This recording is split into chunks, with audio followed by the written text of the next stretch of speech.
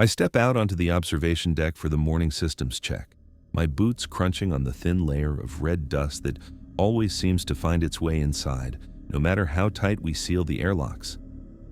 The sun's just coming up over the eastern ridge, smaller than it looks from Earth but somehow more intense. The light hits the rust-colored landscape and makes everything glow orange-red, like the whole planet's on fire.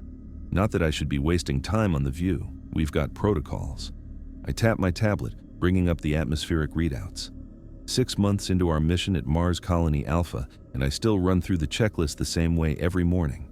Oxygen levels nominal, carbon dioxide scrubbers functioning at 96% efficiency. A bit lower than yesterday, but well within acceptable parameters. Internal pressure holding steady. "Morning, Captain," Bobby's voice crackles through my earpiece. "Morning," I say, still scanning the data. "Life support's looking good. You doing the West Quadrant maintenance today?" "Already on it. Just finishing up the secondary coolant system. Had a small fluctuation in the night cycle." "Anything I need to worry about?" I ask, moving to the external comms array. The satellite dish pivots slowly as I run the diagnostics. "Nah, just the usual thermal expansion issues. Mars days and nights, still getting used to the temperature swings." I nod even though he can't see me. "Let me know if it gets worse. The communication system checks out clean. Signal strength to Earth optimal. Local comms at full capacity." I make a note in the log and move on to the solar array efficiency. 92%. Not bad considering the constant dust. We'll need to send out the cleaning drone soon, but it can wait another day or two. From my spot on the deck, I can see most of our little Martian outpost. 6 modules arranged in a rough hexagon, connected by pressurized tunnels, with the central hub where we eat, meet, and sometimes even relax. It's not much to look at. All function, zero style. But it's home, at least for another 6 months. I spot Catherine about half a kilometer out, her white pressure suit bright against the rusty landscape. She's kneeling by some rock formation, sample collector in hand. Even from here, I can picture the excited look on her face. 6 months in, and she still approaches every rock like it might hold the secrets of the universe. My tablet pings with her vitals. All normal. Heart rate slightly elevated, but that's just Catherine being Catherine. Excited about science, I do a quick scan for the others.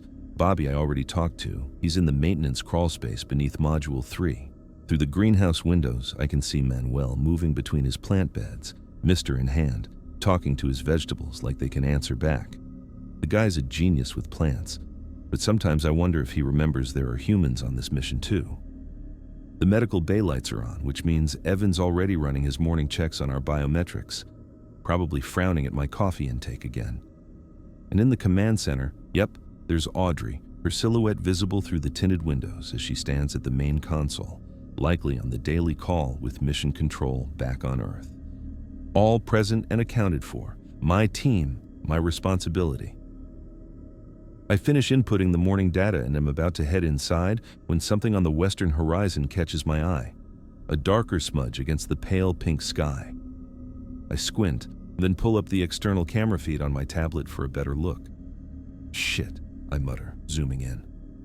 The smudge is a wall of swirling red dust stretching up at least a kilometer into the sky. A dust storm, and a big one. I tap my comm. "Commander Lane, we've got incoming. Dust storm from the west." Audrey's response is immediate. "Size and ETA?" "Big. Category 3, maybe 4. Moving fast. I'd estimate 2 hours before it hits us." "Understood. Get everyone inside and secure all external equipment. I'll notify Earth." I switch to the general channel. "All personnel, this is Captain Soto. We have a dust storm approaching from the west. Category 3 or higher. Estimated 2 hours until arrival. Protocol 7 is now in effect. Dr. Wallace, return to base immediately." Catherine's voice comes through, breathless with excitement rather than concern. "Copy that. Just let me get this last sample. It's showing unusual magnetic properties." "Negative, Doctor. Return now. That's an order." A pause, then a sigh. "Fine." Heading back. ETA 15 minutes. I watch her small white figure stand and begin walking back toward the colony. Then I head inside to help Bobby secure the external systems. The next hour passes in a blur of activity. Bobby and I lock down the solar arrays, making sure each panel is in storm position. Manuel secures the external greenhouse components and activates the protective shields. Evan double-checks our medical supplies, while Audrey coordinates with Earth, updating them on our situation. "Storm's picking up speed," Audrey announces, looking up from her console. Her face is calm, but I can see the tension in her shoulders. New ETA is 45 minutes, and it's growing. Satellite imagery shows it's now a solid Category 4. Category 4, Bobby whistles low. "That's gonna mess with the comms." "And the solar efficiency," I add. "We might need to switch to backup power if it lasts more than a day." Audrey nods. "Earth says we should prepare for up to 72 hours of storm conditions." I check the personnel tracker on my tablet. 5 signals, all inside the colony perimeter. Wait, 4 signals. I frown, tapping the screen to refresh. "Where's Catherine?" I ask, looking around the command center. Manuel glances up from his plant data. Wasn't she heading back? I pull up her tracker specifically. The signal's there, but it's stationary, about 2 kilometers out from base. I switch to her comm channel. "Dr. Wallace, what's your status?" "Nothing but static." "Catherine, do you copy?" More static, then a broken fragment. "Interesting formation. Never seen. Going to..." The transmission cuts out completely. "Damn it, Catherine," I mutter. I look at Audrey. She's still out there. Signal shows her 2 kilometers northeast of base, not moving. Audrey's expression hardens. The storm's coming from the west. She's got maybe 30 minutes before it hits her position. "I'll go get her," I say, already moving toward the airlock. "Not alone," Audrey replies. "Take Stark with you and be quick about it." Bobby nods, dropping his tablet onto the console.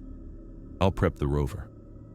10 minutes later, we're suited up and rolling out in the pressurized rover, heading for Catherine's last known position.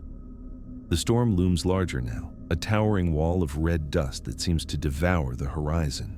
The wind's already picking up, small dust devils spinning across our path. "Her beacon's still active," Bobby says, eyes on the navigation screen. "Half a kilometer ahead, just past that ridge." I push the rover faster, fighting the growing wind. "Catherine, if you can hear us, we're approaching your position. Stand by for pickup." Still nothing but static. We crest the ridge, and Bobby points. "There, by that rock outcropping." I see it too, a white pressure suit partially covered in red dust, lying motionless on the ground about 100 meters away. My stomach drops. "Get us there, now." Bobby maneuvers the rover as close as possible, and we both rush out, fighting the wind that's now strong enough to make walking difficult. The dust stings my faceplate, reducing visibility to just a few meters. We reach Catherine's prone form, and I immediately know something's wrong. Her suit is torn in multiple places, not just torn, but shredded. One arm is bent at an impossible angle. There's dark fluid, blood, seeping through the white fabric in several spots. "Oh God," Bobby whispers beside me. I kneel down and gently turn her over, and my breath catches. Her faceplate is cracked, revealing her face, eyes open, fixed in an expression of terror. Deep gashes run across her chest and neck, cutting through the reinforced material of her suit like it was paper. "We need to get her back to base," I manage to say, fighting back the bile rising in my throat. Together, we carefully lift her body and carry it to the rover. The storm is almost upon us now, the wind howling around us, visibility dropping by the second. The drive back is tense and silent. Bobby focuses on navigation while I sit in the back with Catherine's body, trying to make sense of what I'm seeing. These aren't injuries from a fall or equipment malfunction. The cuts are too precise, too deliberate, like something attacked her. But that's impossible. There's nothing on Mars that could do this, nothing we've discovered anyway. We reach the colony just as the full force of the storm hits, the rover rocking violently as we pull into the vehicle bay. Evan is waiting for us, medical kit in hand. His face goes pale when we carry Catherine's body in. "Put her in the med bay," he says, professional training taking over despite the shock in his eyes. Audrey and Manuel join us as Evan begins his examination. The room is silent except for the howling of the storm outside and the beeping of Evan's medical equipment. After several long minutes, Evan looks up at us, his expression grim. "These aren't accidental injuries. The lacerations are too clean, too precise. And the pattern," he gestures to the parallel gashes across her torso. "These were made by something with claws or talons, something that attacked her deliberately." "That's not possible," Audrey says, voicing what we're all thinking. There's no life on Mars that could do this. Nothing we've found is larger than microscopic bacteria. Evan meets her gaze steadily. I'm just telling you what I'm seeing. These are attack wounds, and whatever made them was strong enough to tear through a pressure suit designed to withstand micrometeorite impacts. I stare at Catherine's body, at the evidence of violence that couldn't exist on this planet. The storm rages outside, as if Mars itself is trying to tell us something, a warning we didn't heed in time. So, what are you saying? I ask, though I already know the answer. Evan looks at each of us in turn, his voice quiet but firm. I'm saying that either there's something on this planet we don't know about, something dangerous, or we're not alone here. The silence that follows is deafening, broken only by the constant howl of the dust storm that now traps us inside with this impossible truth. I can't sleep. There's a noise coming from somewhere in the base, this faint scratching that's driving me crazy. Been going on for at least an hour now. At first I thought I was imagining it, but it's definitely there. I roll onto my side and stare at the wall, willing my brain to shut off. The scratching stops for a few blessed seconds, then starts up again. Sounds like it's coming from inside the ventilation system, or maybe the walls themselves. I sit up and swing my legs over the side of my bunk. My quarters are small but efficient, just enough room for a bed, desk, and small storage locker. Standard issue for everyone except Commander Lane, who gets the slightly larger command quarters. Privilege of rank. The scratching stops again. I hold my breath, listening. Then I hear something else, a slow, dragging sound, like footsteps, but wrong somehow, heavy and uneven. It's just the base settling, I mutter to myself. That's what Bobby said yesterday when Manuel mentioned hearing noises. Thermal expansion and contraction. Mars gets cold at night, really cold, and the metal and composite materials of the base expand and contract accordingly. Science, logic, explanation. But those don't sound like random noises to me. I grab my tablet from the nightstand and pull up the base schematics. The ventilation system runs through all 6 modules, connecting at central junctions, perfect pathways for sound to travel. Maybe someone's awake, moving around. Maybe Evan's running tests in the med bay. Maybe Bobby's doing maintenance on something. The noise comes again, closer this time. I stand up, my heart beating a little faster than it should. I'm not afraid, I tell myself. Just concerned. Just being cautious. Just doing my job. I pull on my uniform pants and t-shirt and step into the corridor. The lights are dimmed for night cycle, casting everything in a soft blue glow. The corridor's empty. Hello? I call out, not too loud. Don't want to wake everyone if it's nothing. No answer. The scratching has stopped. The dragging sound, too. Just silence now, which is somehow worse. I walk slowly down the corridor, checking each junction, each access panel. Nothing seems out of place. The environmental readouts all show normal. Oxygen levels nominal. Temperature steady. Pressure consistent. Everything's fine. Everything's normal. I'm just on edge because of Catherine, because of what Evan said, because we're all trapped here by the storm with no way to leave and no help coming. I head back to my quarters and lie down again, staring at the ceiling. The scratching doesn't return, but I still can't sleep. Every time I start to drift off, I jerk awake again, certain I heard something. Morning comes, and I've maybe gotten 2 hours of actual sleep. My eyes feel gritty and my head aches. Coffee will help. I pull on my boots and head to the common area. Manuel's already there, looking just as tired as I feel. Morning, he mumbles, pushing a mug toward me. Thanks, I take it gratefully. You sleep okay? He shrugs. Not really, kept hearing things. I pause mid-sip. What kind of things? Scratching in the walls. He looks at me. You heard it too, didn't you? I nod slowly. Yeah, and something else, like footsteps, but weird. Dragging, he says, like something heavy being pulled. We look at each other for a long moment. Neither of us wants to say what we're thinking. Bobby said it's just thermal expansion, I remind him, and myself. Yeah. Manuel doesn't sound convinced. Where is Bobby anyway? He's usually up by now. I check the time. Manuel's right. Bobby's always up early, usually already working on some system or another. Maybe he actually got some sleep for once. I'll go check on him, Manuel says. I need to talk to him about the water recycler anyway. It was making a weird noise yesterday. I nod and pour myself another coffee. I'll be here. Manuel leaves, and I sit alone in the common area, trying to convince myself that everything's fine, that the noises were nothing, that we're all just on edge because of what happened to Catherine. 5 minutes pass, then 10. Manuel should be back by now. Bobby's quarters are just down the corridor from the common area. I'm about to go look for them when Manuel appears in the doorway. His face is gray, and there's a splash of something dark on his uniform sleeve. "Brett," he says, his voice barely above a whisper, "you need to come now." I don't ask questions. I follow him down the corridor to Bobby's quarters. The door is open. There's a smell, metallic and wrong. I step inside and freeze. Bobby is there. What's left of him? He's slumped against the far wall, and the wall is covered in blood.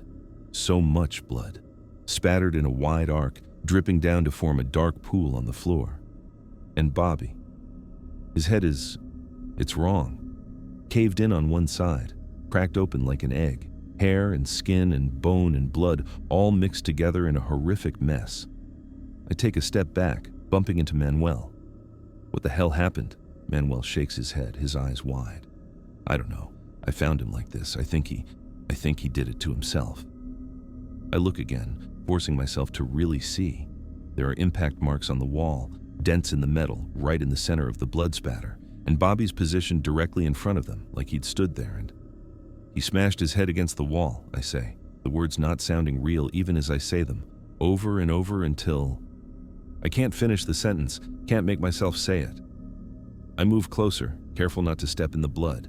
Bobby's hands are curled into claws, the fingernails torn and bloody, like he'd been scratching at something, desperately, frantically. "We need to get Evan," I say, "and Commander Lane." Manuel nods and turns away, looking grateful for the excuse to leave. I stay, though I don't want to. Someone should stay with Bobby. It feels wrong to leave him alone like this. "What happened to you?" I ask quietly, though I know he can't answer. "What did you see?" 20 minutes later, we're all in the command module. All of us, except Bobby. Evan had taken one look at the body and declared him dead, which was obvious. Then, Commander Lane had ordered the quarters sealed until they could be properly processed. Now we sit around the conference table, nobody making eye contact, nobody wanting to say what we're all thinking. Commander Lane breaks the silence. "Dr. Yang, your assessment?" Evan clears his throat. Based on the physical evidence, it appears that Engineer Stark experienced some kind of psychotic break. The injuries are self-inflicted, repeatedly striking his head against the wall with extreme force. "People don't just do that," Manuel says, his voice shaking slightly. "Not without a reason."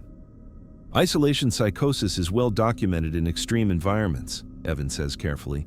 "Combined with the stress of Catherine's death, the ongoing storm, our confinement." "He was fine yesterday," I say. "We all talked to him. He was working on the coolant system. He was normal." "Breaks like this can happen suddenly," Evan insists, "especially if someone's been hiding symptoms." Commander Lane taps her fingers on the table. "There's another possibility we need to consider: contamination."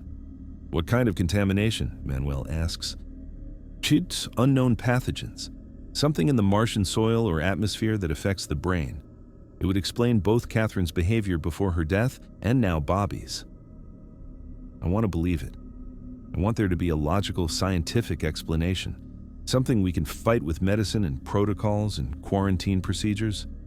But I keep hearing the scratching in the walls, the dragging footsteps, and I keep seeing Bobby's bloody fingernails, torn from clawing at something or trying to get away from something. "We should run full diagnostics on the base," Commander Lane continues. "Check for environmental anomalies, radiation leaks, anything that could affect cognitive function, and Dr. Yang will perform a complete autopsy."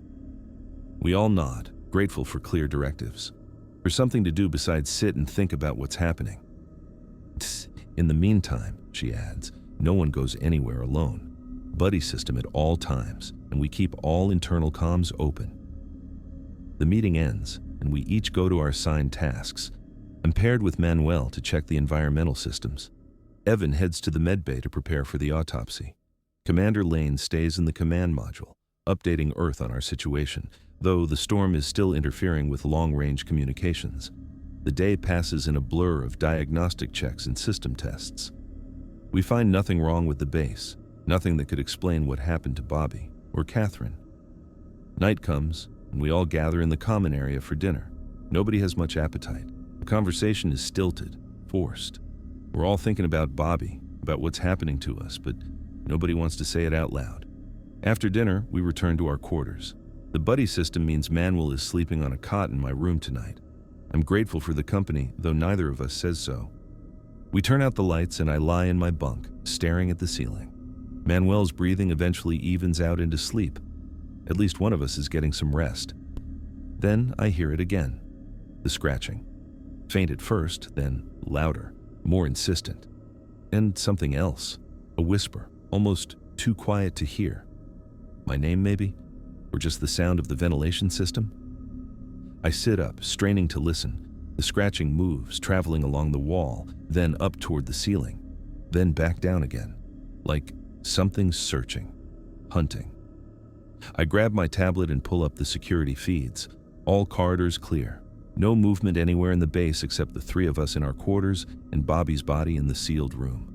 The scratching gets louder. Manuel stirs but doesn't wake. I check the environmental readings again, all normal. Check the external cameras.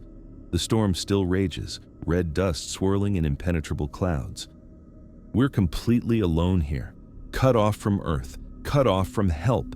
Just the four of us now, trapped with whatever killed Catherine and drove Bobby to smash his own head open. I don't sleep. I sit up all night, tablet in hand, obsessively checking and rechecking the security systems while the scratching continues in the walls and Manuel snores softly across the room. Tonight, I'm sitting at the comm station, running diagnostics for the fourth time. Dr. Lane, Audrey. She ordered me to check if we could boost our signal strength to Earth. The dust storm's still raging outside, making transmissions spotty at best. Not that Mission Control has any brilliant ideas about what's happening here. Their last message was just a bunch of protocol numbers and a request for more data. More data. Right, like I can explain what killed Catherine or why Bobby bashed his own head in. The diagnostic finishes, signal strength unchanged. I lean back in the chair and rub my eyes. It's almost 0200. The base is quiet except for the constant hum of life support. Then I see it. Movement. Just a flicker in my peripheral vision through the main viewport. I freeze. Turn slowly toward the reinforced glass that separates us from the Martian atmosphere. Nothing but swirling red dust in the exterior lights. There it is again. Something moving out there. I stand up, walk closer to the viewport, press my face against the cold glass, cupping my hands around my eyes to block the interior light reflections. A figure, about 50 yards out, moving across the Martian surface without a suit. That's not possible. Nobody could survive the Martian atmosphere. Negative pressure, no oxygen, temperatures well below freezing. But there it is. A human shape, shambling forward through the dust. The figure stops, turns slightly. My stomach drops. I know that walk. That slight hitch in the left leg from an old climbing accident, the way she holds her shoulders. Catherine. Catherine Wallace, who's been dead for 5 days. Catherine, whose body we buried in our makeshift cemetery behind the East Module. She turns fully toward the base now, toward me. The exterior lights catch her face. Jesus Christ.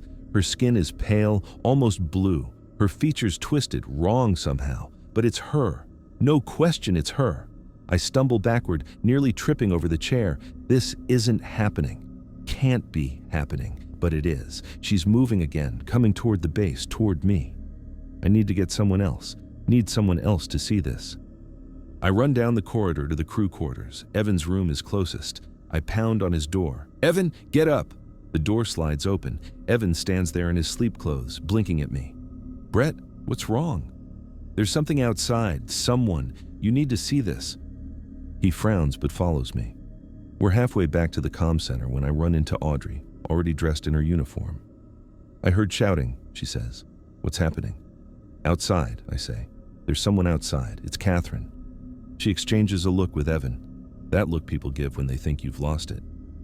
Brett, Evan says carefully, Catherine is dead. I know that, I snap, but she's out there. Come look. We reach the viewport. I press against it again, searching the darkness. Nothing, just dust and rocks and emptiness. She was right there, I say, walking across the surface. No suit. Audrey puts her hand on my shoulder. Brett, that's not possible.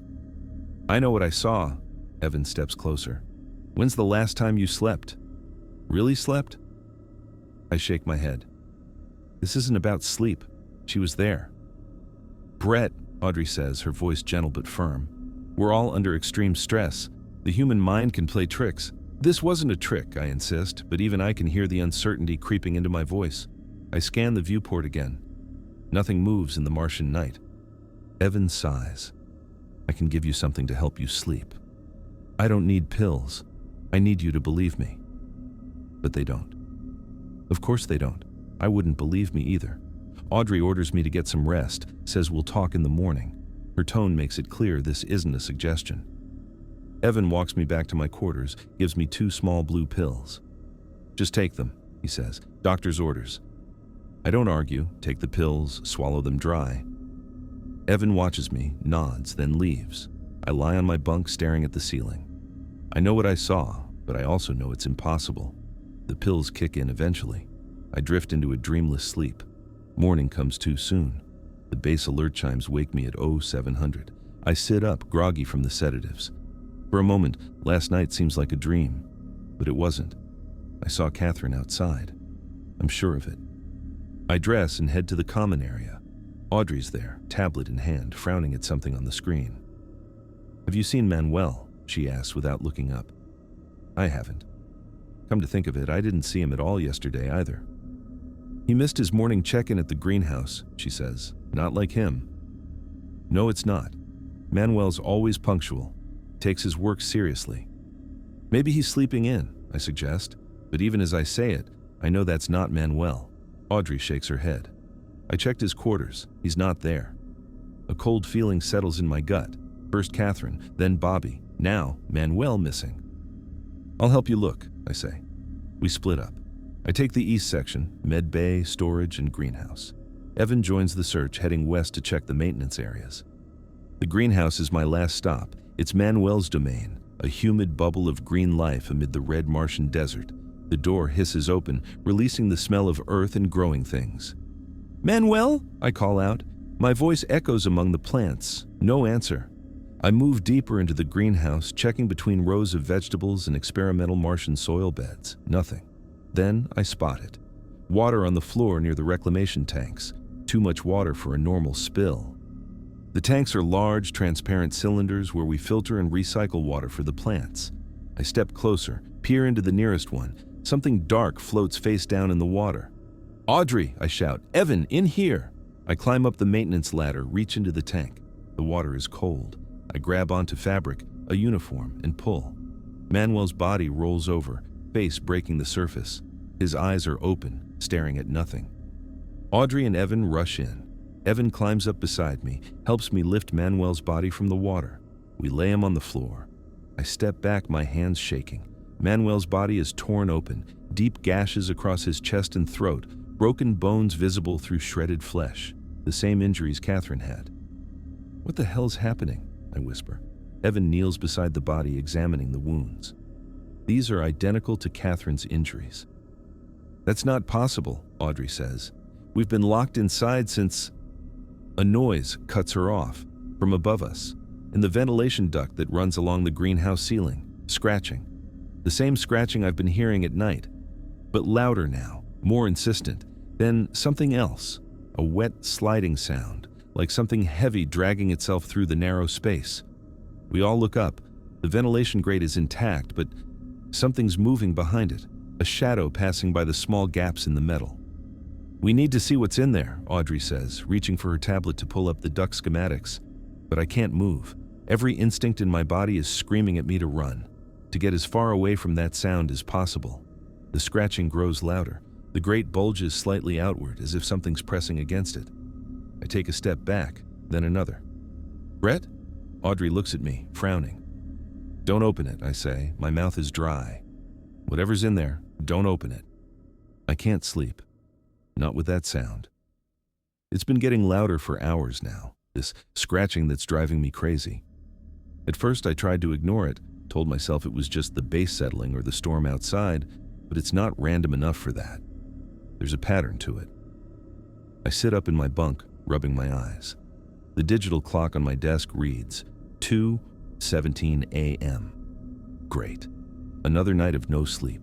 The scratching stops for a moment and I hold my breath, hoping maybe it's done. Then it starts again, louder, this like something's desperate to get through. Fuck this, I mutter, swinging my legs over the side of the bed. I've been avoiding this for too long. Bobby's dead. Manuel's dead. Catherine's dead. And I'm lying here listening to something moving through our ventilation system like it's normal. It's not normal. Nothing about this situation is normal. I pull on my pants and boots, not bothering with the rest of my uniform. My t-shirt will do. I grab my tablet and the heavy-duty flashlight I keep beside my bed. The beam is strong enough to double as a weapon if needed. Not that it helped Catherine or Manuel much. The corridor outside my quarters is dim, just the emergency lighting casting everything in a soft blue glow. The base is quiet, except for the constant hum of life support systems and that damn scratching, which seems to be coming from the maintenance access panel about 20 meters down the hall. I stand there for a second, flashlight gripped tight in my hand. Part of me wants to wake Audrey or Evan, but what would I say? Hey, I hear something in the vents again. Want to come check it out? After what happened with Manuel, they'd probably sedate me. No, I need to do this myself. I need to see what's in there. The access panel is a standard design, about a meter square, secured with 4 butterfly bolts. I set my tablet down and twist each bolt, the metal cool under my fingers. The last one sticks, and I have to put some muscle into it. When it finally gives, the panel swings open with a metallic groan. The opening reveals the maintenance tunnel, a cramped space barely big enough for an adult to crawl through. The scratching is definitely coming from in there, somewhere deeper in the ventilation system. I shine my flashlight inside, but the beam only penetrates a few meters before the tunnel curves. I take a deep breath. You can do this, I tell myself, though I'm not sure I believe it. Getting into the tunnel is awkward. I have to go in head first, pushing the flashlight ahead of me and using my elbows to drag myself forward. The metal is cold against my palms, and the space is tight enough that I can feel the walls pressing against my shoulders. The scratching gets louder as I move deeper into the system. It's coming from somewhere ahead, maybe where the maintenance tunnel connects to the main ventilation shaft. I keep crawling, trying to ignore how the walls seem to be closing in around me. After about 10 meters, the tunnel widens slightly as it joins the main ventilation shaft. I stop at the junction, shining my light in both directions. The beam catches something moving to the left, and I freeze. There's something in here with me. I point my flashlight directly at the movement, and what I see makes my blood run cold. It's Manuel, or what's left of him. His body is mangled beyond recognition, arms bent at impossible angles, legs shattered and dragging behind him as he pulls himself through the ductwork. His uniform is torn and soaked with dark, dried blood, but what hits me hardest is his face. Eyes wide and unseeing, mouth hanging open in what looks like a silent scream. This can't be real. I watched Evan examine his body. I helped move him to cold storage myself. But here he is, crawling through the vent shaft like some broken puppet, fingernails scraping against the metal as he drags himself forward. I can't move, can't breathe, can't even blink as those dead eyes fix on me. Manuel's jaw drops wider, and his mouth opens in that silent scream. No sound comes out, but his body suddenly jerks forward with impossible speed, arms reaching for me with blackened, broken fingers. That breaks my paralysis. I scramble backward, banging my elbows and knees against the metal walls of the tunnel. My flashlight falls from my hand, rolling away and casting wild shadows that make everything more terrifying. I can hear him coming after me, the scratching now a frantic scrabbling as he pulls himself through the tunnel with inhuman strength. I don't look back, don't need to. The sounds tell me he's gaining on me. My back hits the access panel and I tumble out head first, landing hard on the corridor floor. I roll over and grab the edge of the panel, slamming it shut just as something heavy crashes against it from the inside. The panel bulges outward with the impact. I fumble with the butterfly bolts, trying to secure them with shaking hands.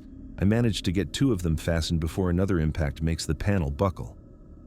"Help!" I scream, my voice echoing down the empty corridor. "Somebody help me!" I hear footsteps, then Evan's voice calling my name. He appears at the end of the corridor, Audrey right behind him. They're both in their sleepwear, looking confused and alarmed. "Brett, what's happening?" Audrey asks, hurrying toward me. Before I can answer, the panel buckles again, one of the butterfly bolts popping free and clattering to the floor. "It's Manuel," I gasp, backing away from the panel. "He's in the vents. The main ventilation grate in the ceiling about 3 meters away suddenly explodes outward with a deafening crash. Metal fragments scatter across the floor as Manuel's broken body spills out, landing in a twisted heap. For a second, none of us move. We just stare at the impossible thing in front of us. Then, Manuel's body begins to twitch, limbs jerking with spastic, unnatural movements as he starts to right himself.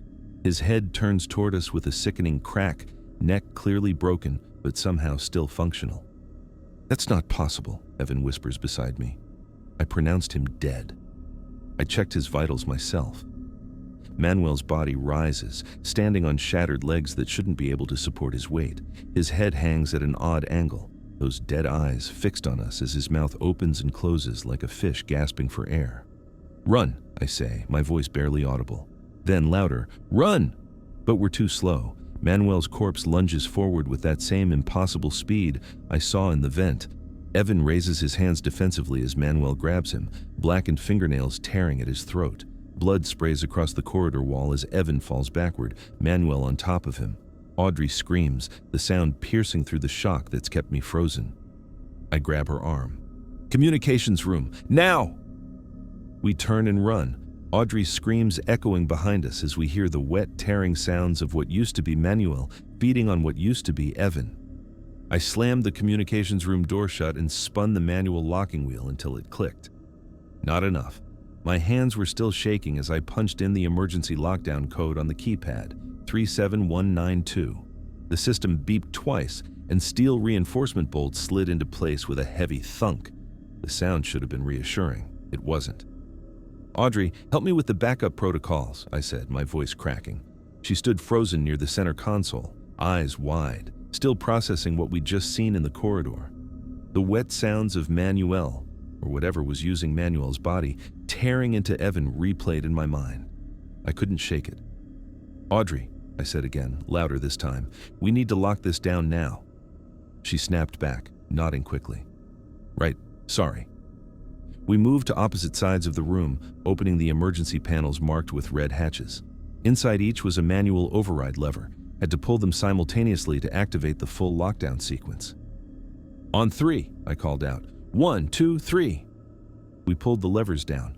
The lights dimmed for a second before the emergency backups kicked in, bathing everything in a dim blue glow. The ventilation system switched to internal recycling with a mechanical whir.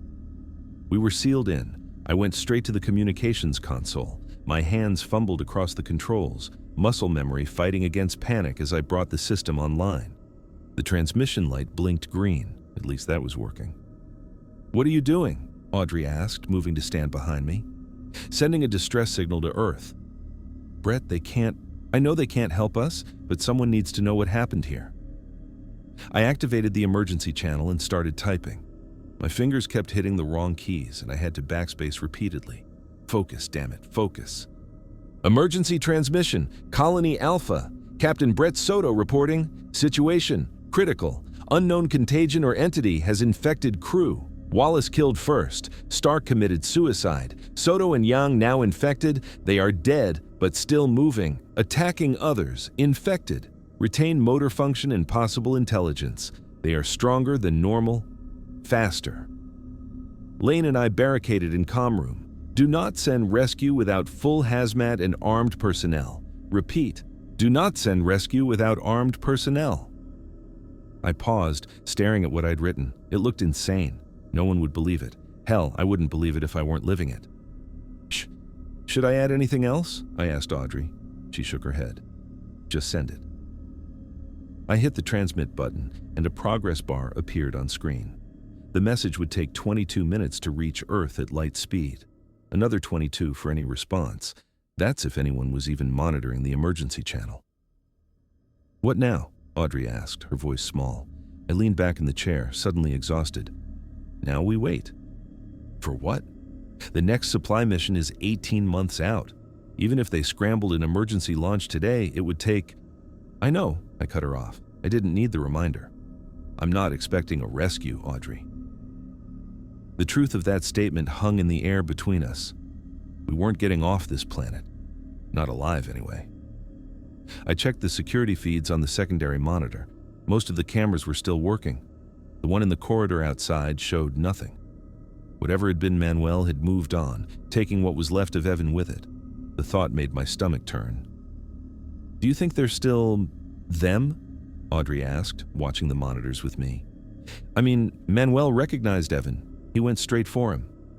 "I don't know. Maybe parts of them are still in there. But whatever's controlling them now isn't human." We fell silent, the only sounds the soft hum of the equipment and our own breathing. The comm room wasn't large, maybe 15 feet square, but it was designed to be self-sufficient in emergencies. We had water recycling, emergency rations, and independent air filtration. We could hold out for weeks if we had to. But then what? I was about to suggest we inventory our supplies when I heard it. A soft tapping sound from the direction of the door, rhythmic, deliberate. Audrey heard it too. Her head snapped up, eyes wide. "Is that—" "Shh," I whispered, moving toward the door slowly. The tapping continued, not random or accidental. Someone, something, was knocking. I approached the small reinforced window set into the door and hesitated. Part of me didn't want to look, but I had to know. I leaned forward and peered through the glass. Evan stood there, staring back at me. His throat was torn open, a ragged, wet hole where Manuel had ripped into him. Blood soaked the front of his uniform, black in the dim emergency lighting. But his eyes were alert, focused. He was looking right at me, head tilted slightly as if curious. I jerked back from the window. "What is it?" Audrey whispered. "It's Evan," I said, my voice barely audible. "He's standing there. That's not possible. I know what we saw." I forced myself to look again. Evan hadn't moved. He just stood there, watching. Then I noticed movement behind him, 2 more figures pressed against the walls on either side of the corridor. I recognized Catherine's slight frame, her curly hair matted with dried blood. On the other side was Manuel, his hands and face still slick with Evan's blood. They were positioning themselves strategically, I realized, keeping out of direct line of sight from the window while Evan held my attention. "They're all out there," I said, backing away from the door. "Catherine, Manuel, Evan, they're working together." "Working together? Brett, they're dead. Their bodies are dead, but something's still operating them, and whatever it is, it's smart." I went back to the window. Catherine had moved closer now, her face visible at the edge of my view. Her eyes found mine through the glass. Her lips moved, forming a word I couldn't hear through the sealed door. She was saying my name. "They remember us," I said, my voice hollow. "They know who we are." Audrey joined me at the window, looking out briefly before stumbling backward. "Oh, God. They're not just mindless, they're hunting." As if to confirm my suspicion, Evan turned away from the door and made a series of gestures to the others. They immediately responded, moving with purpose. Manuel disappeared from view, heading down the corridor. Catherine moved to the control panel beside the door. "What are they doing?" Audrey asked. "I think they're trying to get in." We watched as Catherine's broken fingers worked the keypad. Her movements were jerky but precise. She was entering codes, testing combinations. "She's trying to override the lockdown," I said. "She can't. The emergency protocols require manual—" A new sound interrupted her, the metallic scrape of tools against the door mechanism from the outside. I looked through the window again. Evan had removed a panel from the wall and was manipulating something inside. Manuel had returned, carrying what looked like Bobby's toolkit from engineering. "They're using tools," I said, trying to keep the panic from my voice. "They're working together to bypass the locks." "How long will the door hold?" Audrey asked. I did a quick mental calculation. The physical locks are reinforced steel. They'd need cutting tools to get through those. but if they managed to override the electronic systems, they could trigger an emergency release. How long, Brett? Minutes. Maybe less if they remember all the override codes. A grinding sound came from the locking mechanism. One of the reinforcement bolts retracted with a metallic click. Then another. They were getting in. I hit the emergency protocol button as another bolt retracted from the door. The system beeped twice, confirming activation. Red lights started flashing overhead. "What's that doing?" Audrey asked, backing away from the door. "Final containment measure, seals all critical systems and initiates a self-destruct sequence if the base is compromised." I wiped sweat from my forehead. "Gives us 15 minutes. Audrey's eyes went wide. 15 minutes until what exactly? "Until the reactor goes into meltdown." I moved back to the console. "Standard protocol for extreme biohazard containment. They'd rather lose the base than risk whatever's happening here getting loose." I pulled up the emergency broadcast system and started recording. The red light blinked, indicating it was capturing everything. This was probably our last chance to tell Earth what happened here. Even if we didn't make it, someone needed to know. "This is Captain Brett Soto, Mars Colony Alpha." My voice sounded steadier than I felt. "Final emergency transmission. Our colony has been compromised by an unknown pathogen or organism. Dr. Catherine Wallace was the first affected after collecting samples from the Eastern Ridge. Engineer Bobby Stark and botanist Manuel Soto followed. Medical officer Evan Yang was attacked approximately 40 minutes ago." I paused, looking at Audrey. Her face was pale, but she nodded for me to continue. "The infected crew members retain motor functions and problem-solving abilities. They appear to be working together. They're not mindless. They remember who they were, how to use tools, access codes." I swallowed hard. "Whatever this is, it's not just killing them. It's changing them, using them." Commander Lane and I are currently barricaded in the communications room, but containment has failed. I've activated Protocol Omega. The base will self-destruct in approximately 13 minutes. I leaned closer to the microphone. "NASA, listen to me. You can't send anyone here. Whatever this is, it can't reach Earth. If anyone receives this transmission, you need to destroy this entire colony from orbit. Nothing can leave Mars. I repeat, nothing can leave Mars." I hit the transmit button. The system showed the message queuing up, ready to broadcast on all emergency channels. It wouldn't reach Earth for 22 minutes, but at least it would be out there. "You think anyone will get that?" Audrey asked. "Eventually. Doesn't really matter for us though, does it?"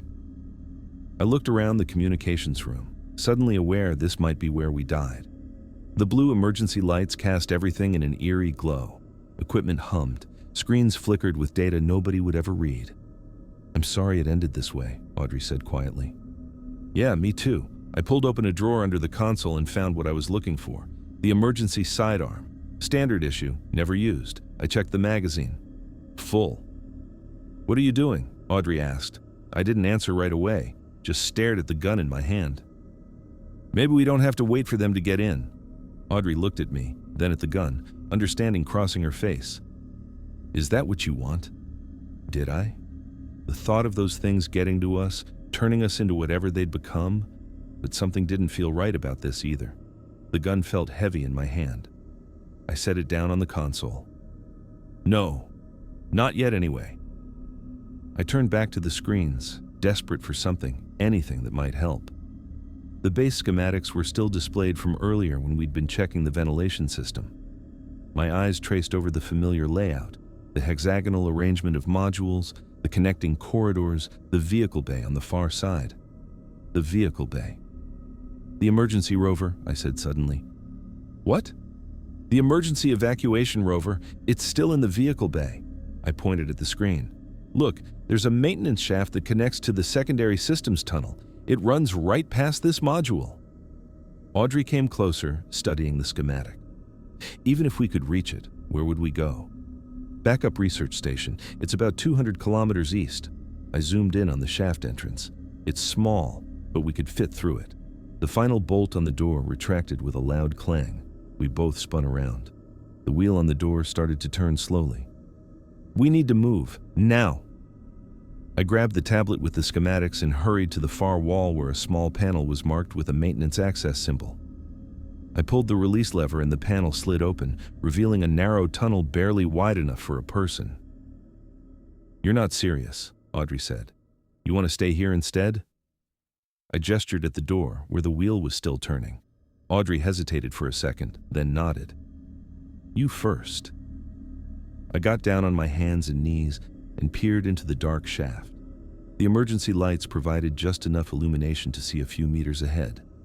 I took a deep breath and crawled in, the metal cold against my palms. "Come on," I called back to Audrey.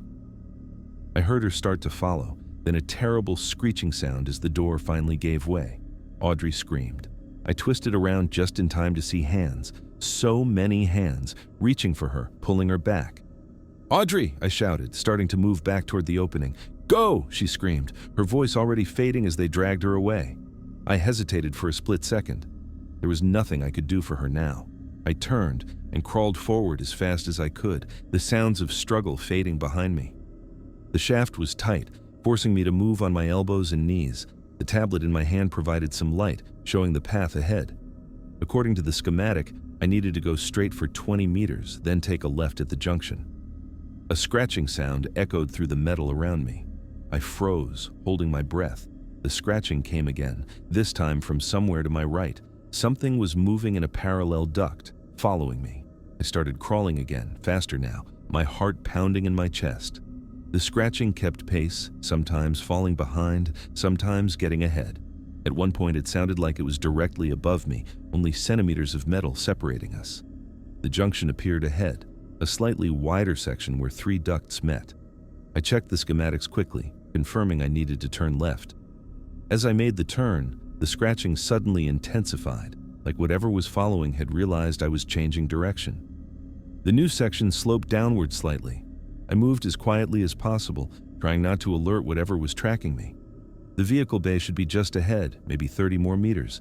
Something slammed against the duct wall to my right, denting the metal inward. I bit back a shout and kept moving, faster now, no longer caring about the noise I made. Another impact, harder this time, the metal groaning under the strain. Light appeared ahead. The exit grate. I scrambled toward it, reaching the perforated metal panel and pushing against it with all my strength. It gave way suddenly, and I tumbled out onto the hard floor of the vehicle bay. I got to my feet immediately, scanning the large room. The emergency rover sat in its charging dock, a bulky 6-wheeled vehicle designed for long-range travel on the Martian surface. Next to it was the airlock leading outside. The scratching was louder now, coming from multiple ducts. I ran to the rover, yanking open the door and climbing inside. The control panel lit up as I hit the power switch. Systems began booting up, life support, navigation, communications. Come on," I muttered, watching the progress bar slowly fill. A loud crash made me look up. The main door to the vehicle bay was opening, the heavy metal sliding upward. Dark figures stood in the doorway, Catherine and Manuel, or what used to be them. Their movements were jerky but purposeful as they entered the bay. The rover systems finally came online. I grabbed the controls and fired up the engine. The electric motor hummed to life, surprisingly quiet compared to the pounding of my heart. Catherine's head snapped toward the sound. She started moving toward me, faster than before, Manuel right behind her. I threw the rover into drive and slammed my foot on the accelerator. The vehicle lurched forward, picking up speed as it headed straight for them. I didn't hesitate. I drove right through them, feeling the impact as the rover hit their bodies. The windshield cracked, but held as I crashed through the partially opened bay door and out onto the Martian surface.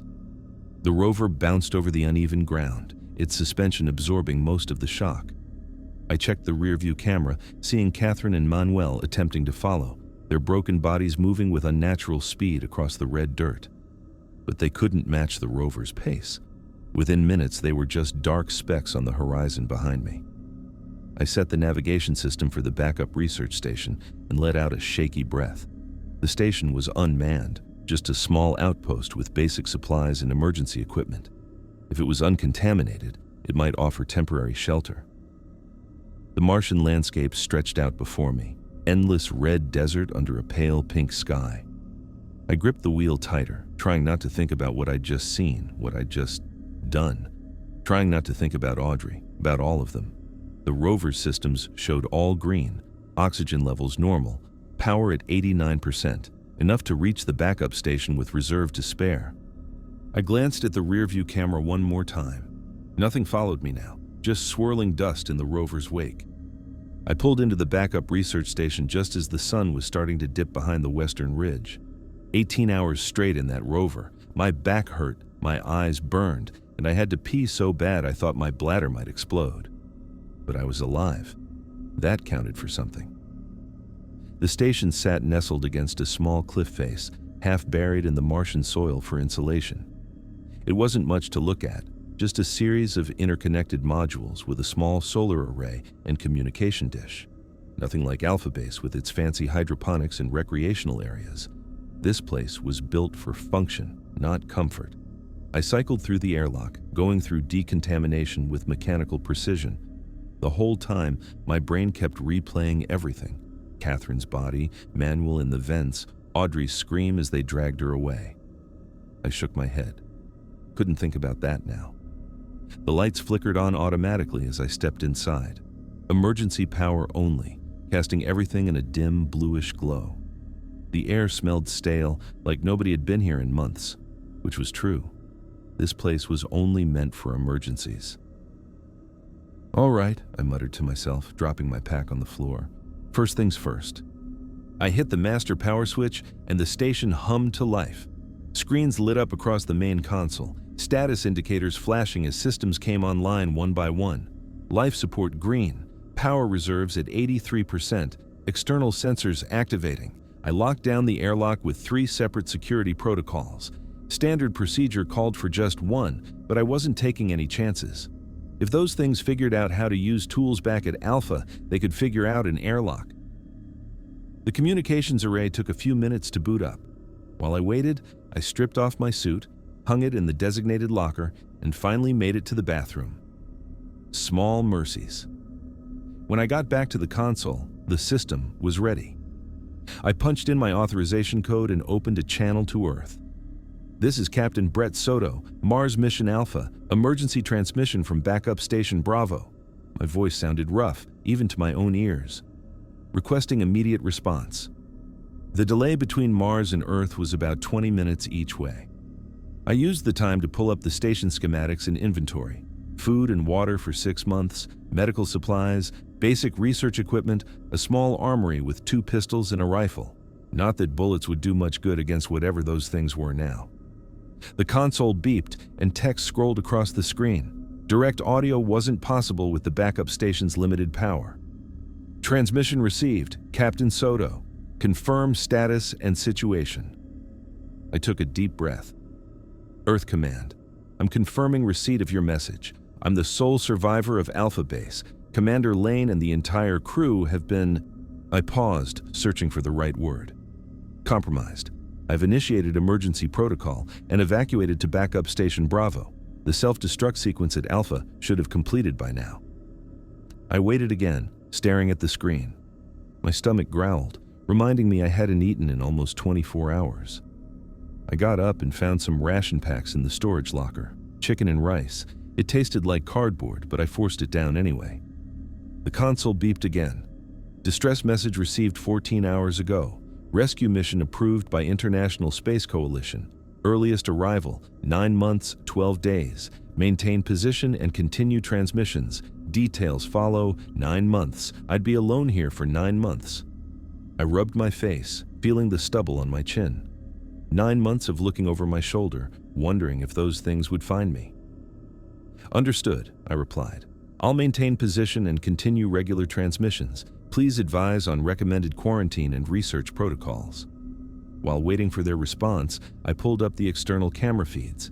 The station had a basic defense system, motion sensors, and automated deterrents designed to keep curious Martian rovers from bumping into the building. Nothing meant to stop, whatever those things were. I reconfigured the system, setting up a perimeter alarm that would trigger if anything larger than a rock approached within 500 meters. Then, I programmed the external lights to activate on motion detection. At least I'd see them coming. Earth's next transmission came through with detailed instructions. They wanted samples, data, anything I could provide about what happened. Of course they did. They also warned me not to return to Alpha Base under any circumstances. "No shit," I muttered. typing my acknowledgement.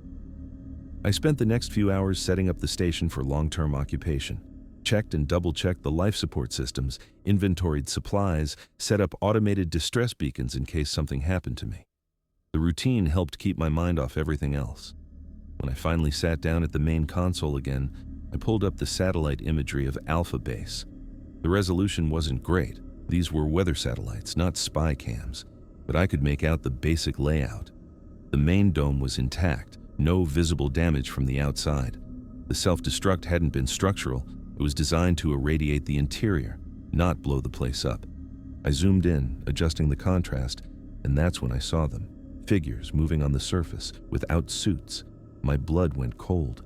I counted 4 distinct shapes moving around the airlock area. All of my crew. They'd survived the radiation pulse. Shit, shit, shit, I whispered, fingers flying over the controls to enhance the image. The figures appeared to be searching, moving in a coordinated pattern around the base perimeter, hunting, looking for me. I sent another transmission to Earth, including the satellite images.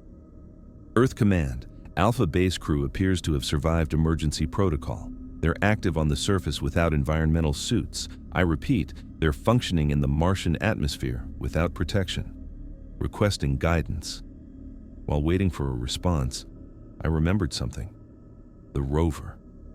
I'd driven for 18 hours across the surface. Had I left a trail they could follow? I hurried to the airlock and suited up again, heart pounding. Outside, I examined the rover's exterior. There was dust and soil caked on the wheels, standard for any drive on Mars. But what if there was something else? Some trace of whatever had infected the crew? I took samples from each wheel, careful not to touch anything directly. Back inside, I ran them through the station's basic analysis equipment. The backup station wasn't built for serious research, but it had enough to identify common compounds. The results made no sense at first. The soil composition was normal, but there were microscopic structures I'd never seen before. Not bacteria, not viruses, but something different. They looked almost like primitive cells, but their structure was unlike anything in Earth's biological record. I stared at the screen, trying to make sense of it. These organisms were simple, but appeared highly adaptive. They seemed to have properties that allowed them to integrate with and control dead tissue, reanimating it in a sense. The implications hit me like a punch to the gut. Mars wasn't dead. It had life, just not the kind we were looking for. And that life had found a way to use us.